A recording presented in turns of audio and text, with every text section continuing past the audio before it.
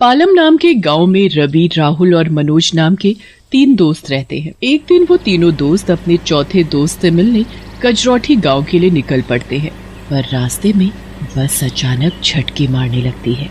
थोड़ी देर बाद बस अचानक रुक जाती है। अरे भैया, क्या हुआ? बस क्यों रोक दी? अभी जाकर देखता हूँ, तभी पता चलेगा। ड्राइवर नीचे जाकर बस चेक करता है तो उसे पता चलता है कि बस खराब हो गई है। ये बस खराब हो गई है और आगे नहीं जा पाएगी। आप सभी को यहीं उतरना होगा। अब तो रात ही हो चुकी है, हम आगे कैसे जाएंगे? भैया मुझे माफ करो, पर मैं कर भी तो क्या सकता हूँ। अरे रवि, यहाँ रुकने का कोई फायदा नहीं है, चलो यहाँ से निकलते हैं। बस से सब लोग उतर जाते हैं और अपने अपने रास्ते निकल पड़ते हैं। रवि, राहुल और मनोज को बिल्कुल अलग रास्ते से जाना होता है, जहाँ उनके साथ कोई और नहीं जाता, और वो रास्ता बहुत ही सुनसान होता है। आखिर कब आएगा कजरौठी गांव? इतनी देर हो गई हमें चलते चलते। सामने कुछ रोशनी सी तो दिख रही है, लगता है हम गांव पहुंच गए। तीनों दोस्त जल्दी जल्दी चलने लगते हैं। थोड़ी देर बाद उनको लाइटों से सजा हुआ एक बहुत बड़ा घर दिखता है। लगता है यही घर है संदीप का, चलो चलते हैं। अरे पहले पता तो कर ले, ऐसा ना हो हम किसी और की बारात में घुस जाएं। क्या फर्क पड़ता है दोस्तों, किसकी बारात है? इतने रिश्तेदारों में क्या पता चलना है। बस अभी जैसी हमारी हालत हो गई है ना, इतना चल चल कर मैं तो जा रहा हूँ। अगर तुमको आना है तो आ जाओ। मनोज घर के अंदर चला जाता है और उसके दोस्त भी उसके पीछे पीछे घर के अंदर आ जाते हैं। घर बहुत ही बड़ा और सुंदर होता है। बहुत सारे लोग शादी की तैयारियों में लगे हुए होते हैं, पर एक बड़ी अजीब बात होती है, वो ये कि किसी के चेहरे पर कोई खुशी या मुस्कुराहट भी नहीं होती। मनोज तो खाना देखते ही पागल हो जाता है। अरे वाह, इतना बढ़िया बढ़िया खाना देख कर ही मुंह में पानी आ रहा है। चलो दोस्तों, कुछ खा पी लेते हैं। तीनों दोस्त खाने के लिए जा ही रहे होते हैं, पर तभी वहाँ एक बूढ़ा आदमी आकर उनसे बोलता है, आप लोग उस कमरे में आराम से बैठो, मैं आपके लिए खाना भिजवाता हूँ। जी बिल्कुल, बहुत भूख भी लग रही है। और कुछ ही देर में उनके लिए बढ़िया बढ़िया पकवान लाए जाते हैं। तीनों दोस्त भर भर कर पकवानों का मजा लेते हैं। अरे दोस्तों, मैंने तो कुछ ज्यादा ही खा लिया है, अब तो मुझे नींद आ रही है। हो यार, नींद तो मुझे भी आ रही है, पर हमें यहाँ से अब चुपके से निकलना होगा। तभी वहाँ एक औरत आती है। आपको नींद आ रही है तो आप कुछ देर इसी कमरे में आराम कर सकते हैं। बारात 12 बजे निकलेगी, तब तक आप आराम कर लो। ये ठीक रहेगा, पर बारात जाएगी कहाँ? कजरौठी गाँव। इतना कहकर वो औरत वहाँ से चली जाती है। अरे वाह, ये बारात तो कजरौठी ही जाने वाली है। ऐसा करते हैं, हम लोग बारात के साथ ही निकल पड़ते हैं। हाँ बिल्कुल सही कहा तुमने, पर ये लोग कितने अजीब नहीं है। इसी के चेहरे पर कोई हंसी मुस्कुराहट ही नहीं, पता नहीं, पर कुछ तो अजीब है यहाँ। और किसकी बारात 12 बजे निकलती है? इतना खा खा कर अब तुझे सब अजीब लग रहा है। चल अब चुपचाप सो जा। तीनों दोस्त बातें करते करते कब सो जाते हैं पता ही नहीं चलता और 12 बज जाते हैं। रवि के कान में ढोल नगाड़ों की आवाज पड़ती है, जिसकी वजह से उसकी नींद खुल जाती है। अरे मनोज, राहुल, जल्दी उठो, देखो बाहर ढोल बज रहे हैं। लगता है बारात निकलने का समय हो गया है। क्या है रवि, सोने दो यार, बहुत नींद आ रही है। क्या नींद? चलो जल्दी उठो, वरना सब निकल जाएंगे। तीनों दोस्त उठ जाते हैं और जब कमरे से बाहर निकलते हैं तो देखते हैं घर में कोई भी नहीं है। सब बाहर होंगे, चलो बाहर चलते हैं। बाहर से जोर जोर से बैंड बाजे की आवाज आ रही होती है। तीनों जल्दी से बाहर जाते हैं, पर बाहर का नजारा देखकर उनके पैरों तले की जमीन ही खिसक जाती है। जो लोग कुछ समय पहले अंदर की शादियों की तैयारियों में लगे थे, वे सब सरकटे भूत बन चुके थे और उनकी कटी हुई भूतिया गर्दन उनके हाथ में है। ये सब मैं क्या देख रहा हूँ? कहीं ये मेरी आंखों का धोखा तो नहीं? नहीं यार, ये तो सरकटे भूतों की बारात है। सभी सब इतना अजीब बर्ताव कर रहे थे और किसी ने हमसे पूछा भी नहीं कि हम कौन हैं। कोई हमें देख ले, उससे पहले हमें यहाँ से निकलना होगा। जल्दी चलो यहाँ से। रवि, राहुल और मनोज वहाँ से चुपके से निकल ही रहे होते हैं कि वहाँ एक सरकटा भूत अपनी भूतिया मुंडी को लेकर उनके सामने आ खड़ा हो जाता है। कहाँ जा रहे हो? चलो हमारे साथ। वो हम बस आ ही रहे थे। चलो मेरे साथ चलो, आखिर तुम सबको भी तो बारात में शामिल होना है। रवि, राहुल और मनोज डर के मारे चुपचाप उस सरकटे भूत के पीछे पीछे चल पड़ते हैं। पूरी बारात बस सरकटे भूतों और चुड़ैलों से भरी हुई होती है। बारात में सभी सरकटे भूत और चुड़ैल खूब नाच गा रहे होते हैं। रवि, राहुल और मनोज की तो ये सब देखकर हालत खराब हो रही होती है, पर किसी की वहां से भागने की हिम्मत नहीं होती। वो तीनों चुपचाप सरकटे भूतों की बारात के साथ चलते रहते हैं और तभी एक सरकटी चुड़ैल उनके पास आती है। आओ ना, हमारे साथ नाचो। नहीं, मुझे नाचना नहीं आता। ऐसे कैसे नहीं आता नाचना? नाचना तो तुमको पड़ेगा। चलो मेरे साथ और नाचो। रवि की हालत खराब हो जाती है, पर वो चुपचाप बिल्कुल वैसा ही करता है जैसे उसको चुड़ैल बोलती है। वो भूतों और चुड़ैलों के बीच जाकर नाचने लगता है। राहुल और मनोज उसे दूर से देखकर परेशान हो रहे होते हैं, पर वो कुछ भी करने के लिए मजबूर होते हैं। बेचारा रवि, अब हम उसे वहाँ से कैसे निकालें? पता नहीं कहाँ फंस गए हम लोग। समझ नहीं आ रहा कि हम भूत चुड़ैलों से बचकर कैसे निकल पाएंगे। पूरे रास्ते सरकटे भूतों की बारात ऐसे ही आगे बढ़ती रहती है और तीनों दोस्त उनके साथ साथ चल रहे होते हैं। कुछ देर चलने के बाद एक टेंट दिखता है जो रोशनी से जगमगा रहा होता है। टेंट के बाहर बहुत सारे सरकटे भूत और चुड़ैल उनके स्वागत के लिए खड़े होते हैं। बारात के साथ साथ वो तीनों दोस्तों का भी बड़ी अच्छी तरह से स्वागत किया जाता है। उसके बाद बारात अंदर जाती है। सब कुछ बिल्कुल वैसा ही होता है जैसे एक शादी में होता है, बस फर्क इतना होता है कि वहाँ इंसानों की जगह सब सरकटे भूत और चुड़ैल होते हैं। कुछ देर बाद वहाँ एक चुड़ैल दुल्हन की तरह तैयार होकर आती है और मंडप पर बैठ जाती है। इस चुड़ैल की तो शादी हो रही है, पर इस बारात में तो दूल्हा है ही नहीं, तो फिर इसकी शादी किससे होगी? तुम तीनों में से किसी एक से। ये सुनकर तीनों एक साथ पीछे मुड़ते हैं और चौंकते हुए बोलते हैं, क्या? हाँ, तुम तीनों में से दुल्हन जिसको पसंद करेगी उसकी शादी आज उस दुल्हन के साथ होगी। चलो, अब मेरे साथ चलो, वक्त निकलने वाला है। नहीं, ये नहीं हो सकता। हमें जाने दो प्लीज। आखिर आपको इन सब से क्या मिलेगा? प्लीज हमें जाने दो। वहाँ कुछ और भूत आ जाते हैं और उन तीनों को मंडप पर ले जाया जाता है। बता, तुझे इन तीनों में से कौन सा लड़का पसंद है जिसे तू पसंद करेगी? हम तेरी शादी उसी से करेंगे और फिर उसका सर काट कर हम उसे अपनी बिरादरी में शामिल कर लेंगे। इतना सुनकर तो तीनों दोस्त थर थर कांपने लगते हैं और बुरी तरह रोने लग जाते हैं। मंडप तक जाते टाइम रवि पूरी तरह गिर जाता है। इसे जल्दी उठाओ और जल्दी से शादी की विधि पूरी करो, हमारे पास वक्त नहीं है। भूत जैसे तैसे रवि को चुड़ैल के सामने ले जाकर खड़ा कर देते हैं। चुड़ैल उसमें से रवि को ही पसंद करती है और बस दोनों की शादी की विधि शुरू हो जाती है। वहाँ 2 माला भी पड़ी होती है, पर उन मालाओं में फूल नहीं बल्कि कटी हुई मुंडियाँ होती हैं। जल्दी करो, वक्त निकल रहा है। जल्दी से ये माला उठाओ और एक दूसरे के गले में पहनाओ। पहले चुड़ैल रवि के गले में माला डालती है और फिर जैसे ही रवि माला चुड़ैल के गले में डालता है, वो माला नीचे जमीन में गिरकर गायब हो जाती है। उस माला के साथ वो चुड़ैल, वहाँ खड़े सारे भूत और टेंट सब कुछ गायब हो जाता है। ये सब कैसे हो गया?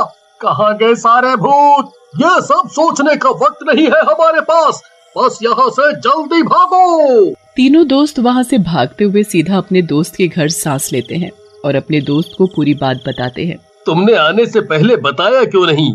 उस रास्ते में से तो अक्सर सरकटे भूतों की बारात निकलती है, पर शायद तुम्हारी शादी होने से पहले ही 4 बज गए थे, इसलिए वो भूत अपने आप गायब हो गए। रात को सारे दोस्त मिलकर खूब हंसी मजाक करते हैं और रवि की शादी को लेकर उसका खूब मजाक उड़ाते हैं। एक गांव था झुरमुट। उस गांव के बाहर एक कुआं था। गांव के लोग उस कुएं से पानी तो क्या, कभी उसके आसपास भी नहीं भटकते थे, क्योंकि उनका मानना था कि उस कुएं में भूत रहते हैं। हर अमावस्या की रात को उस कुएं से भूतों की एक बारात बाहर निकलती है, गाजे बाजे के साथ। उस बारात में एक दूल्हा जो घोड़े पर सवार होता है, वो भी भूत होता है। वो बारात गांव में आती है और एक जवान लड़की को ले जाती है। आज फिर ये मनहूस अमावस्या की काली रात आ गई।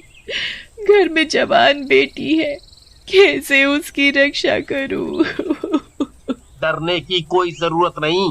मैंने सभी खिड़की दरवाजे बंद कर दिए हैं। कोई भी दरवाजा खटखटाए तो खोलना मत। आज हम में से कोई नहीं सोएगा। तभी सुखदेव की बेटी विमला बोलती है, बापू, मुझे कुछ होगा तो नहीं ना? मुझे उन भूतों के साथ नहीं जाना। मेरी बच्ची, हमारे होते हुए तुझे बिल्कुल भी डरने की जरूरत नहीं। पूरा गांव अपने अपने घरों में छिपकर बैठा था। तभी ढोल और शहनाई की आवाज आने लगी।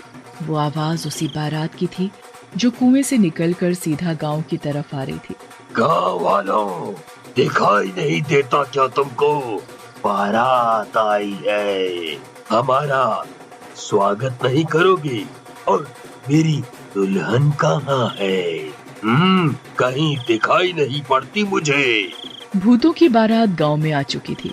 इमली अपनी बेटी को एक कोने में छिपाकर बैठी थी। तभी भूत अपने घोड़े से नीचे उतरता है और जोर जोर से हंसने लगता है।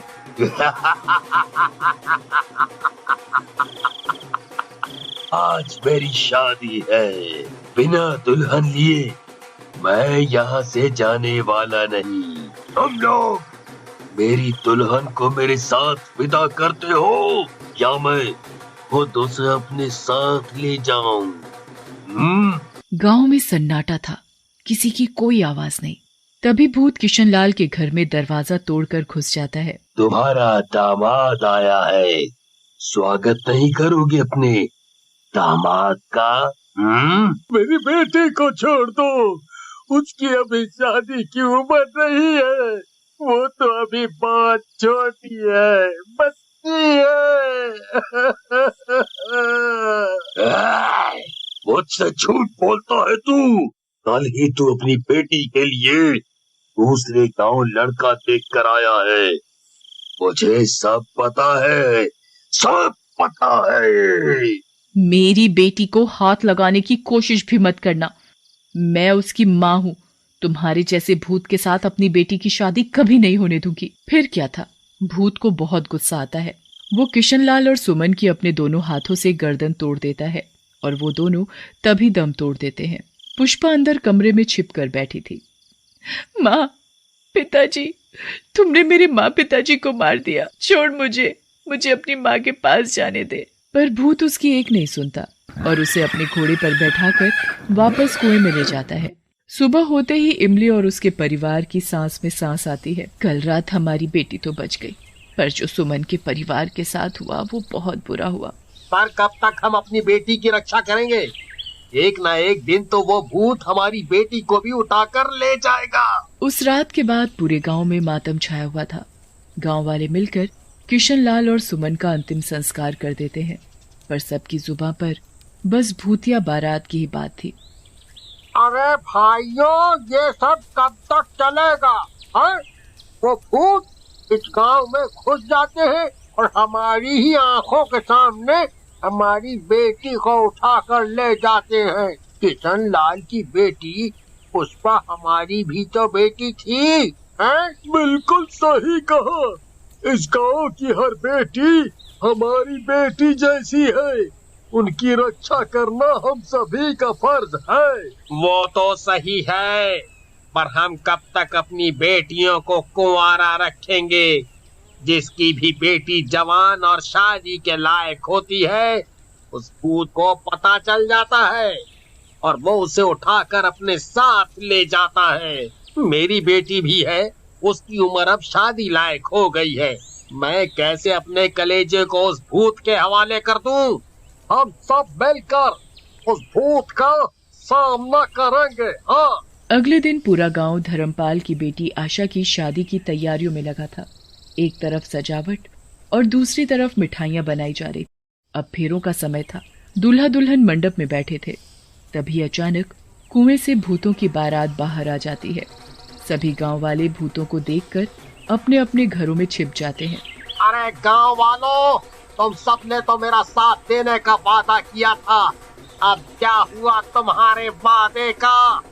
तभी धर्मपाल की पत्नी माया और बेटी चंचल भी आ जाते हैं। तुम्हारी इतनी हिम्मत, मेरे बिना तुम अपनी बेटी की शादी करने चले थे।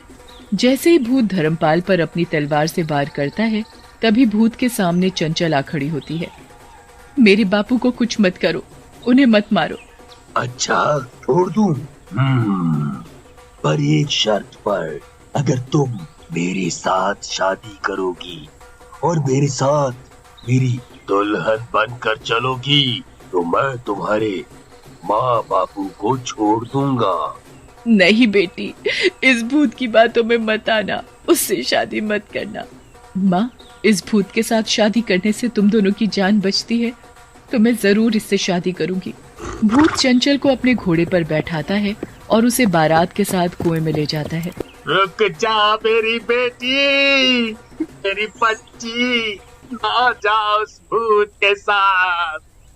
किसी की हिम्मत नहीं होती भूत का सामना करने की, क्योंकि भूत अकेला नहीं था, उसके साथ उसकी पूरी बारात थी और सभी खतरनाक भूत थे। ये ठीक नहीं किया हम सब ने। मेरी बेटी अभी बहुत छोटी है, पर एक दिन उसकी उम्र भी शादी की होगी। क्या तब भी मैं ऐसा करता जो मैंने आज किया? गांव की बेटियों को हम यूं ही उस भूतिया बारात के हवाले करते आ रहे हैं, कहीं कल मेरी बेटी का नंबर ना हो। दूर खड़ी सुखदेव की बेटी विमला सबकी बातें बड़ी ध्यान से सुन रही थी। तभी उसे अपने भैया समीर का ध्यान आता है, जो सालों से शहर में ही रह रहा था। हाँ, भैया ही मुझे उस भूत से जरूर बचाएंगे। अभी जाती हूँ मैं भैया को फोन करने। विमला तेजी से घर की तरफ भागे जा रही थी। घर पहुंचते ही विमला अपने भैया समीर को फोन करती है। फोन समीर ही उठाता है। भैया, मुझे बचा लो, मुझे भूत से शादी नहीं करनी। छोटी, चुप हो जा। और तू ये क्या बोले जा रही है? कौन भूत? किसकी शादी? विमला समीर को उस भूतिया बारात के बारे में सब बता देती है। ये सब क्या है? भला भूत की भी कोई बारात होती है? मैं सच बोल रही हूँ भैया। छोटी, अब तुझे घबराने की कोई जरूरत नहीं। मैं अगली ट्रेन पकड़कर सीधा गांव आ रहा हूँ। मैं भी तो देखूं जरा उस भूत को। समीर तुरंत ट्रेन पकड़कर शाम तक गांव पहुंच जाता है। गांव पहुंचते ही समीर गांव वालों पर बहुत गुस्सा करता है। तुम सब कितने कायर हो? अपनी ही बेटी को उस भूत के हवाले कैसे कर सकते हो? मुझे अभी भी यकीन नहीं हो रहा कि तुम सब सच बोल रहे हो। क्या मुझे कोई पूरी बात बताएगा? हमने कभी तुझे इसलिए नहीं बताया कि कहीं तू परेशान न हो वहाँ। मैं बताता हूँ अब। कई साल पहले इस गांव में दूसरे गांव से बारात आ रही थी, नाचते गाते हुए। सभी बहुत खुश थे, पर अचानक रास्ते में कुछ लुटेरों ने बारात को रोक लिया और उन्हें लूटने लगे। उनके सभी कीमती गहने और सभी पैसा उन लुटेरों ने ले लिया था।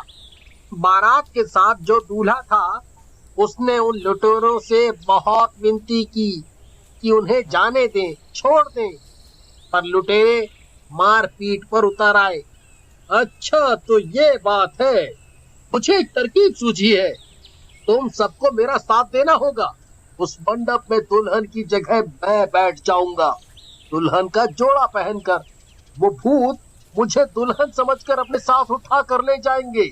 मेरा उस कुएं में जाना बहुत जरूरी है। समीर ने जैसा सोचा था बिल्कुल वैसा ही हुआ। थोड़ी ही देर में वहाँ भूतिया बारात पहुँच गई। भूत अपनी दुल्हन को उठाकर अपने घोड़े पर बैठा लेता है, फिर बारात कुएं में चली जाती है। अंदर का नजारा देखकर समीर के होश उड़ जाते हैं। चारों तरफ कंकाल पड़े थे। वो कंकाल उन सभी बारातियों के थे जो अब मरकर भूत बन गए थे। तभी समीर अपने से दुल्हन का जोड़ा अलग कर देता है। धोखा, मेरे साथ धोखा हुआ। दुल्हन की जगह इस लड़के को भेजो। तभी समीर अपनी जेब से माचिस निकालता है और उन सभी कंकालों में आग लगा देता है। सभी कंकाल जलते ही पूरी बारात दूल्हे समेत गायब हो जाती है।